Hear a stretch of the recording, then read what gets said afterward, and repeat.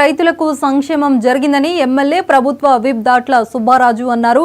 అంబేద్కర్ కోనసీమ జిల్లా పోలవరం మండలం Muramalla MLA camp కార్యాలయం వద్ద టీడీపీ, జనసేన, బీజేపీ నాయకులు, కార్యకర్తలతో జరిగిన సమావేశంలో ఎమ్మెల్యే పాల్గొని ప్రసంగించారు. గత ప్రభుత్వ హయాంలో రైతులు తీవ్ర ఇబ్బందులు పడ్డారని మండిపడ్డారు.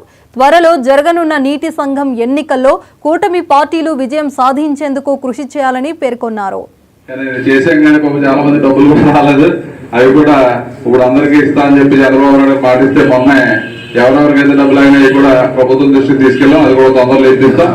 అదే కాకుండా కాలువ రిక్రూట్మెంట్ కానీ, అనేక బ్రిడ్జీలు కానీ, కాలువ పూర్తి కానీ, ఆ రోజు డ్రైనేజ్ వ్యవస్థను మెరుగుపరచడం కానీ అనేక కార్యక్రమాలు మనం చేసాం. గత 5 సంవత్సరాలు కూడా ఇక్కడ ఆ ప్రభుత్వం కనీసం రైతులకు సంబంధించి కాలువ కమిటీ వేయటం కానీ, కాలువలో పూర్తి కానీ ఎటువంటిది చేయక డ్రైనేజ్ వ్యవస్థ మెరుగుపరచగా వాళ్ళ రైతులందరూ తీవ్రమైన ఇబ్బందులు ఉన్నారు.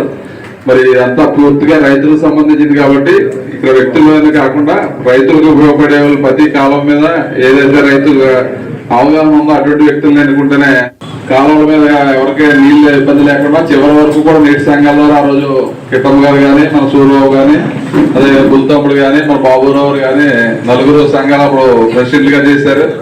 మరి ఎప్పుడూ జరిగినటువంటి కాలువల మీద మరి నీరు చెట్టు పథకం తెచ్చి సుమారు 20-25 కిలోమీటర్లు మనం కంకర రోడ్లన్నీ కూడా ఏదైతే రైతాంగం ఉపయోగపడే ఉన్నాయో అన్ని కూడా నీరు చెట్టు ద్వారా ఏ ప్రభుత్వం ఎప్పుడు లేదు. అది చంద్రబాబు నాయుడు గారు ఆ రోజు నీరు చెట్టు పథకం తీసుకొచ్చారు. కానీ చేసాం కానీ చాలా మంది డబ్బులు కూడా రాలేదు. అవి కూడా ఇప్పుడు అందరికీ ఇస్తా